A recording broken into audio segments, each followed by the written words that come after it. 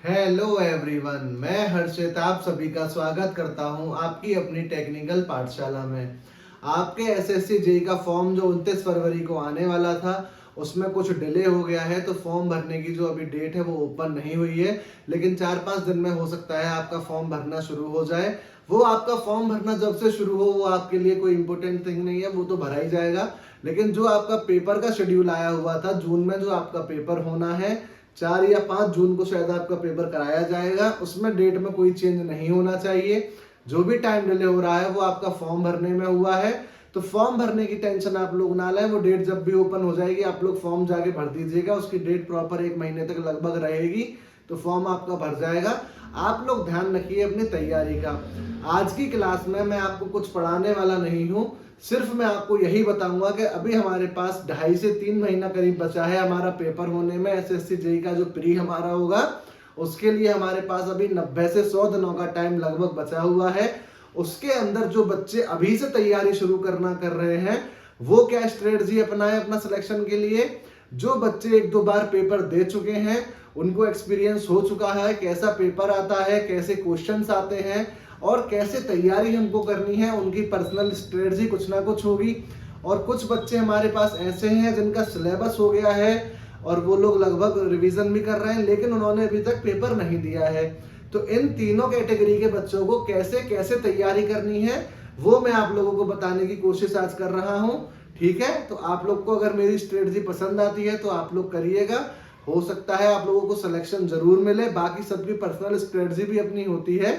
तो अगर आपको लगता है आप अपनी स्ट्रेटजी पे सही चल रहे हैं तब तो बहुत अच्छी बात है।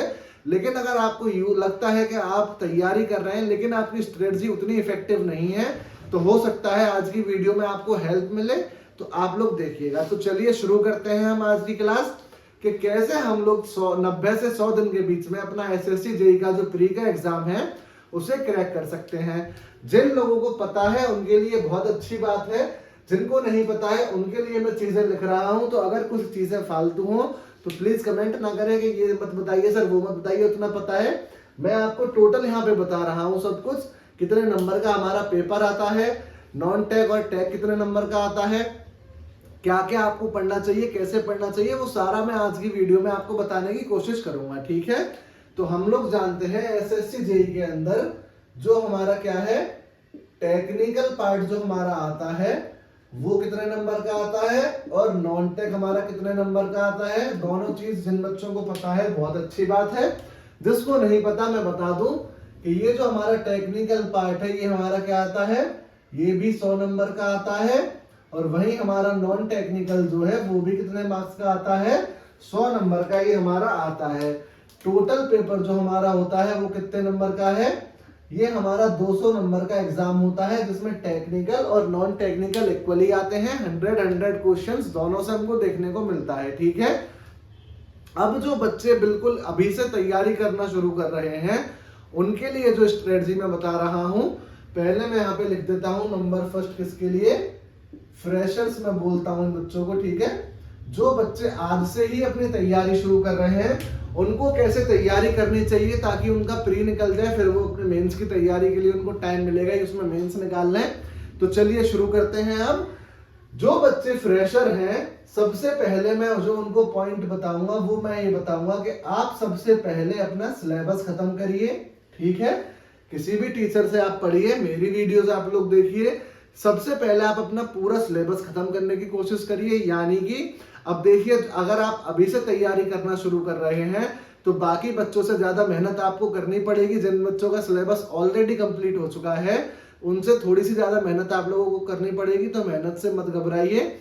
आप डेली अपना सिलेबस खत्म करने के लिए कितना, 5 से 6 घंटे आप क्या करेंगे, सिर्फ सिलेबस में अपना देंगे। ठीक है, 5 से 6 घंटे आप आपको क्या करना है, वीडियोस देखनी है, अपना सिलेबस तैयार करना है। दूसरा, उसी के साथ साथ आपको क्या करना है कि ऐसा ना हो आप पूरा सिलेबस रेडी कर दो एग्जाम तक, लेकिन एक भी बार उस सिलेबस को क्या ना करें, आप रिपीट ना करें या फिर रिवाइज ना करें। तो अगर आप रिवीजन नहीं करेंगे तो आप कितनी भी पढ़ाई कर लीजिए, टेक्निकल नॉन टेक्निकल दोनों आप पढ़ लें, तब भी कुछ नहीं होने वाला है। तो आपके लिए रिवीजन भी बहुत मैंडेटरी है। डेली कम से कम आपको मिनिमम 2 घंटे देने हैं किसके लिए, रिवीजन के लिए। 2 घंटे आपको डेली क्या करना है, रिवाइज करना है चीजों को। जैसे आज आपने पावर सिस्टम पढ़ा, उसकी आपने 4 घंटे की या 5 घंटे की क्लास करी, तो जो अब जब आप कल पावर सिस्टम की क्लास करोगे, उसके बाद आप क्या करेंगे, जो आज आपने पढ़ा है वो आप रिवाइज करेंगे और उसी के साथ साथ कोई और सब्जेक्ट रिवाइज करेंगे। ये मैंने यहाँ पे मिनिमम इसीलिए लिखा है क्योंकि 2 घंटे अगर आप रिवाइज करेंगे तो जैसे आज क्लास करी है, अगर फिर आप कल दूसरी क्लास करते हैं तो आपको 4 घंटे जब आप पढ़ेंगे तो रिवीजन में 2 घंटे आराम से लग जाएंगे आपको, अगर आप अच्छे से रिवीजन करते हैं तो आप इस टाइम को अपने को बढ़ा सकते हैं, कोई दिक्कत नहीं है। क्योंकि बहुत ज्यादा दिन तक आपको लगातार मेहनत नहीं करनी है, 90 से 100 दिन के बीच का टाइम हमारे पास है, खूब मन लगा के इसमें आप पढ़िए, ठीक है। ये हो गया हमारा रिवीजन। अब जो मेरे तीसरी पॉइंट है वो क्या है, वो है हमारा मॉक टेस्ट।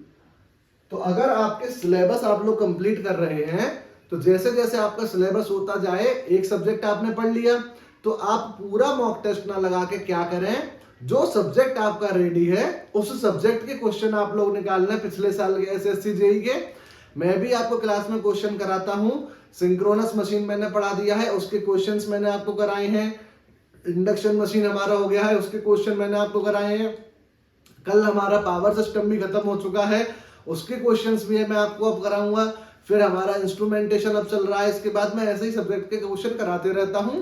बीच बीच में भी मैं आपको वीडियो डालता रहूंगा क्वेश्चंस की, एसएससी जेईई के क्वेश्चन में उसमें आपको कराते रहूंगा।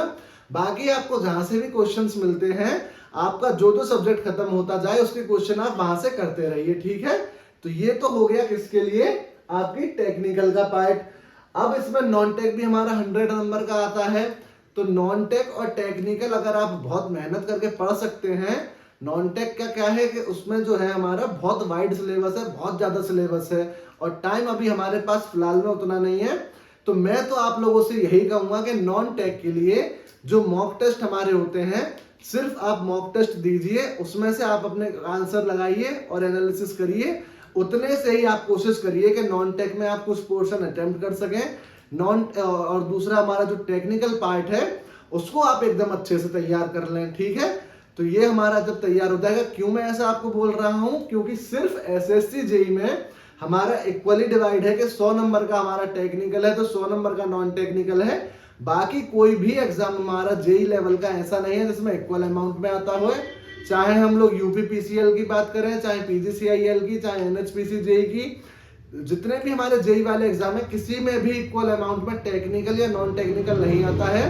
तो एक ही जॉब की तैयारी आप लोग ना सोचें, आप पूरी तैयारी कर रहे हैं तो इसीलिए आप पहले अपना टेक्निकल बेहद अच्छे से मजबूत करिए, उसके बाद आप नॉन टेक पे आइए।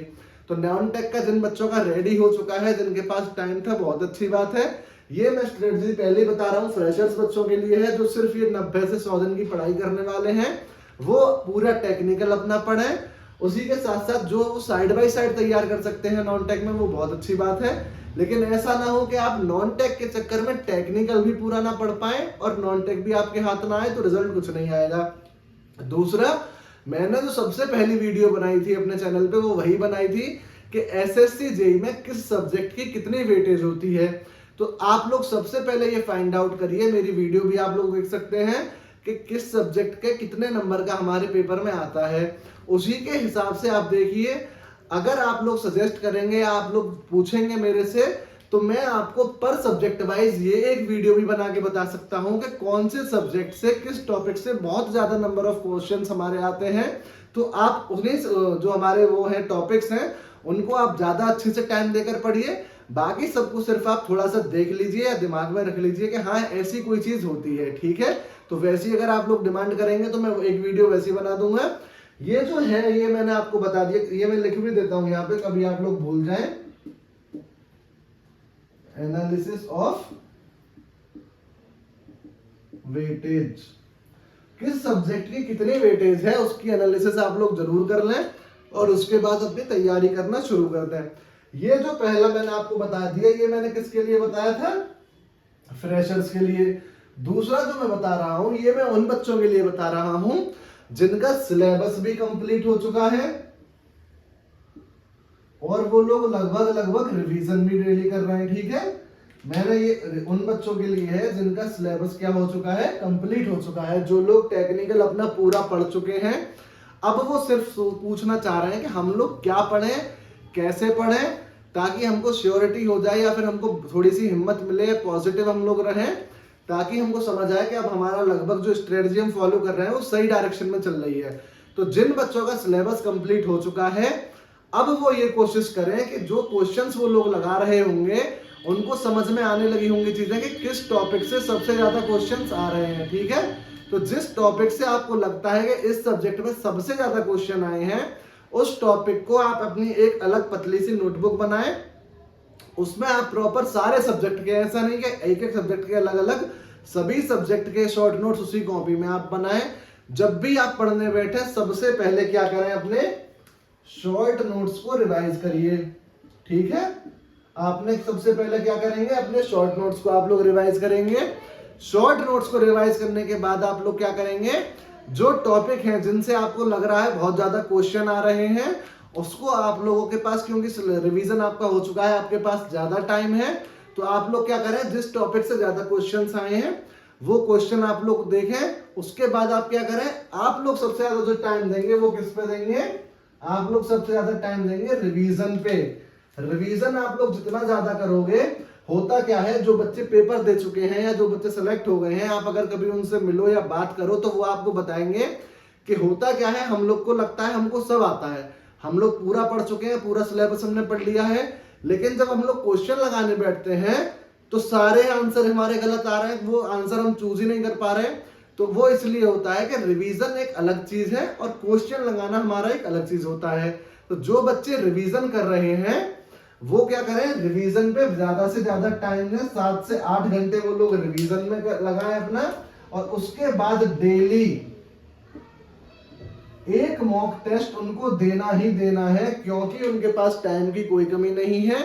अगर आप लोग बहुत ज्यादा ना पढ़ना चाह रहे हैं तो आप इसको 6 से 7 घंटे कर लीजिए, लेकिन आप लोगों के लिए ये मॉक जो है ये बहुत इंपॉर्टेंट है। इससे क्या होगा, आपको अपना एक पेपर देने का माहौल मिलेगा। जैसा पेपर आपको वहां जाके देना है, आपको महसूस होगा कि आप हाँ पेपर दे रहे हैं। दूसरा, यहां मैं लिख भी देता हूं, जो आपको मॉक देना है वो एकदम सीरियस होके आपको देना है। जैसा आप एग्जाम में जाके परफॉर्म करेंगे उसी दिमाग से आप मॉक देने बैठे, और आप जाके देख लें कि किस टाइम पेपर होते हैं एसएससी जेईई के। कोशिश ये करें कि आप उन्हीं टाइम पे पेपर मॉक जो है वो अपना मॉक टेस्ट दें। क्यों, क्योंकि होता क्या है, आप सुबह बैठ गए मॉक देने, आपने दे दिया, या फिर आपने रात का टाइम बनाया हुआ है कि रात में मॉक देंगे, लेकिन जो हमारा पेपर होता है वो किसी पर्टिकुलर टाइम पे होता है। तो आप कोशिश ये करिए कि आपके दिमाग को उसी टाइम पे चीजें याद रखने की आदत डलें, आप उस टाइम आपका दिमाग काम करे। ऐसा ना हो आप दिन में उस टाइम डेली सो रहे हैं जब आपको पेपर देना है, तो इस चीज से बहुत इफेक्ट पड़ता है। जब आप पेपर देने जाएंगे तो आपको नींद आएगी।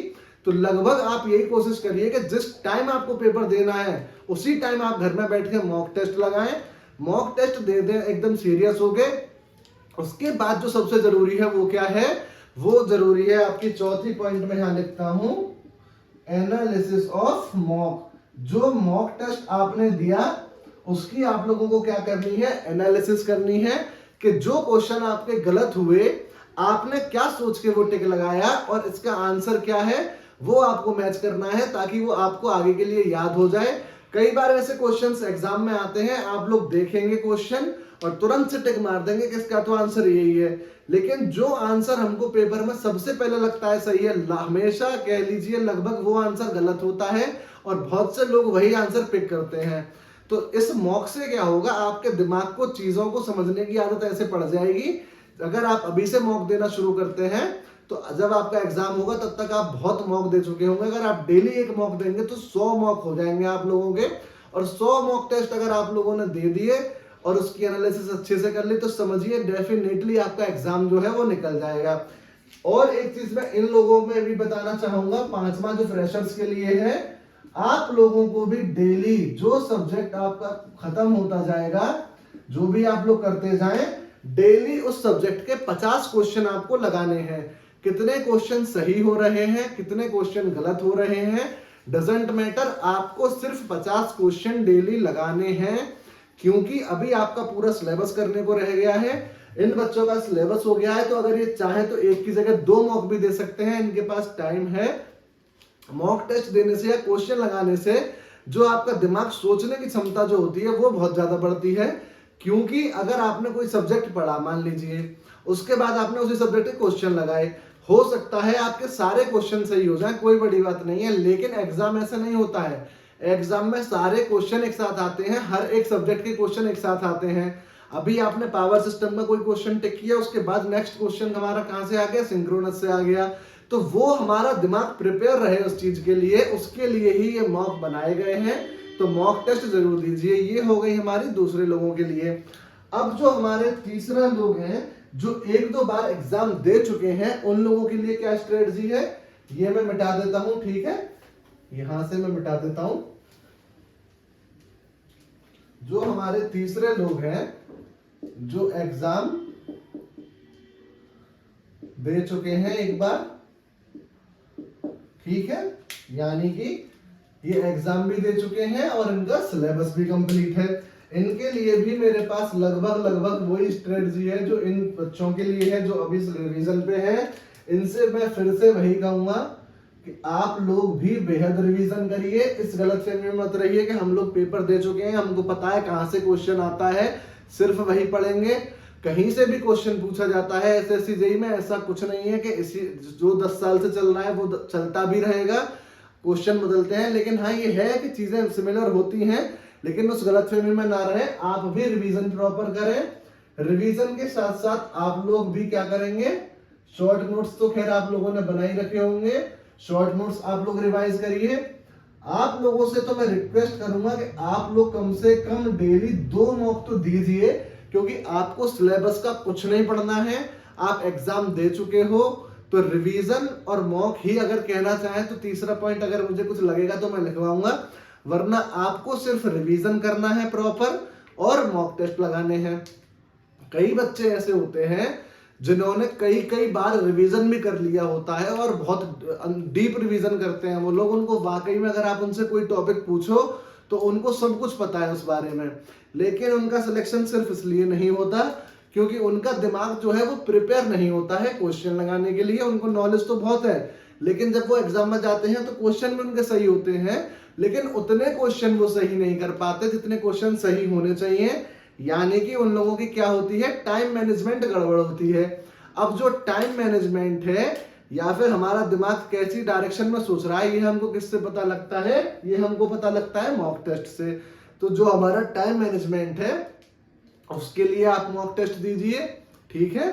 आपने क्या सोच के कोई आंसर टिक किया है और क्या आंसर सही है, उन दोनों चीजों का किस तरीके से आप मिक्स कर पाएंगे, मेल मिलाप बिठा पाएंगे, उसके लिए आपको मॉक देना है, ठीक है। ये मॉक दीजिए और ये लोग क्या करेंगे कि ये डेली कम से कम 50 से 100 क्वेश्चन मेंस के ये भी लगाएं, ठीक है, क्योंकि इन लोगों के लिए जो पेपर दे चुके हैं इन लोगों के पास काफी टाइम है और एक्सपीरियंस भी है।